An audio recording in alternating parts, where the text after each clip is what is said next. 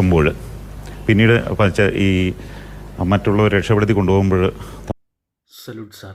സാറിനെ പോലെ ലക്ഷക്കണക്കിന് ധീര ജവാന്മാർ ഇന്ത്യക്ക് വേണ്ടി കാവൽ നിൽക്കുന്നതുകൊണ്ടാണ് ഇതുപോലെ ഓപ്പറേഷനുകളും ഇതുപോലത്തെ ദുരന്തമുകളിലകപ്പെട്ട് ഒത്തിരി വിക്ടിമായിട്ടുള്ള പട്ടാളക്കാരുണ്ട്. എല്ലാ പട്ടാളക്കാർക്കും ഇപ്പോൾ കാണിച്ച ഇദ്ദേഹം വയനാട്ടിൽ ഇപ്പോൾ വന്ന ഈ മിലിറ്ററി ലെഫ്റ്റനൻറ്റ് കേണൽ പാങ്ങോട് സൈനിക ക്യാമ്പിലെ ഇദ്ദേഹത്തിൻ്റെ കഥ കേട്ടപ്പോൾ നമ്മൾ രോമാഞ്ചം ഇങ്ങനെ ഉയർത്തെഴുന്നേൽക്കും.